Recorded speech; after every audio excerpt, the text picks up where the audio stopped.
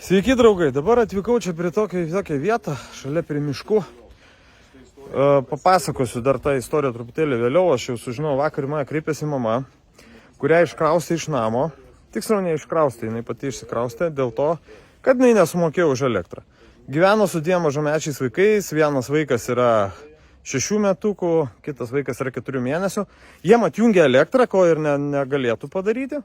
Jinai persikraustė į kaimyninį namą, va šitas, pažiūrėkit, čia yra už Kauno, už Neveronių, vidury miškų, šalia prūdas, puikiai teritorija, šalimais itin prabangus nameliai.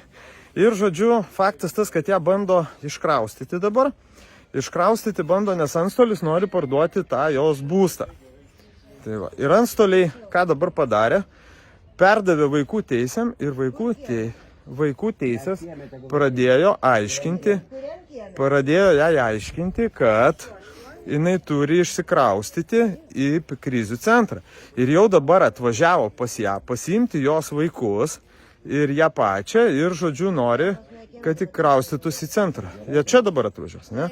Va, dabar ką tik gavo skambutę, ateikit truputėlį šalia manęs, truputį prisistatysit, koks jūsų vardas.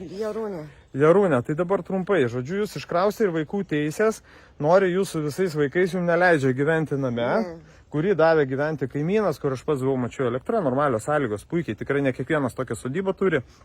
Ir, žodžiu, jie nori, kad jūs išsikraustumėte į krizių centrą. Bet jūs suprantat, kai jūs išsikraustysite į krizių centrą, antstoliai visais įmanomais būdais bandys parduoti jūsų būstą. Jūs tą suprantat? Tai va. Tai, žodžiu, nu ką, mes pabandysim jūs apginti.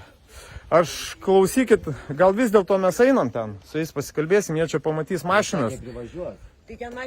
Jos dabar gaunas, kad paliko mašinas, tai einam tada su jais pasikalbėsim ir tada pasišnekėsim, kodėl.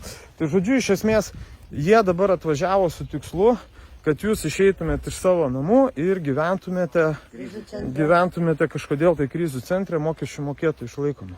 Tai va. Labą dieną. Labą dieną. Kviečiat policiją, o kam jūs šitą policiją? O kam jūs, dėl ko kviesit policiją? Kriminalas.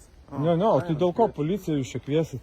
Žiūrėkit, tik tai pamatė mūsų vaikų teisų specialistai, iš karto, va, sako, kviečiam policiją.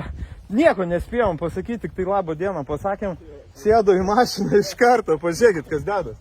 Tai ko jūs čia, tai palaukit, tai papasakokit, kas čia bus. Pažiūrėkit, va, sėdo į mašiną iš karto, kvietė. Tik, va, pamatė. Tik tarpusį, tai kviečiam policiją, sako, viskas, pasižiūrėkit, kas dedas. Tai kaip čia dabar išeina? Nu, tai kaip čia dabar? Va? Netgi mokykloje, paskambino į mokyklą, aš šaukiu mikriuką, kad neatvažiuotų mikriukas vaiko paimti mokyklą. Ai, ta prasme, Nepaėmė man vaiko, nuvežė į mokyklą, mokytas sako, kodėl elektrą šiandien jum kiekvieną dieną pas jūs atvažiuoja mikriukas paimti vaiką į mokyklą. Vaikų teisės paskambino į mikriuką ir atšaukė, kad nereiktų tam vaikui į mokyklą. O mane vakar, kai vežė į posėdį, sako, o jeigu mikriukas sugės, kaip vaikas važiuos į mokyklą? Tai ne jūsų atsakomybė yra. Žiūrėkit, jeigu mikriukas sugės, tai ne jūsų yra ne jūsų pareiga. O jeigu žiūrėkit, troleibusas suges, tai ką tada irgi tas pats? Tai va, žiūrėkit, draugėjai, kaip ir matė, tik tai vaikų teisų specialistai pamatė, kad mes atvažiavam, iškart iškvietė policiją. Tai ką, įkeliu videką, jeigu atvažiuos policija, mes iš karto keliam tada tiesioginę transliaciją. Čia atvažiuos dar daugiau žmonių ir nevardinsiu dar kol kas pavardžių, bet dar daug atvažiuos čia žmonių, tai čia šiandien bus įdomi labai diena. Tai va, tai keliam, va, pažiūrėkit, vaikų teisų specialistai. Tai palauk, gal pabandysim, paklausim, gal pasikalbėjom. Labą dieną. A, jūs čia... Net užsirakino į vidų, norėjau atidaryti duris, kad su žmogum pakalbė. Tai nenori čia parduoti? Kas klausė? Šitas specialistas klausė, ar nenorit parduoti, Va, supraskit žmonės, kad mes esam miškų vidury, šalia miesto, iškasti prūdai.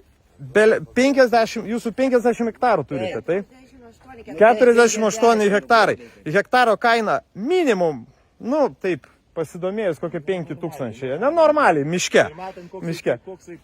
Ir metant, koks šalia ponas, mes čia kalbam apie gal net kelius šimtus tūkstančių eurų. Ir pažiūrėkit, vaikų teisės jau klausinėja, ar nori parduoti, bet mes jūs išvežame tą. Gerai, okei, keliam video ir atvažiuos policija, einam į tiesioginį eterį. Laukite, dar šiandien įdomi diena.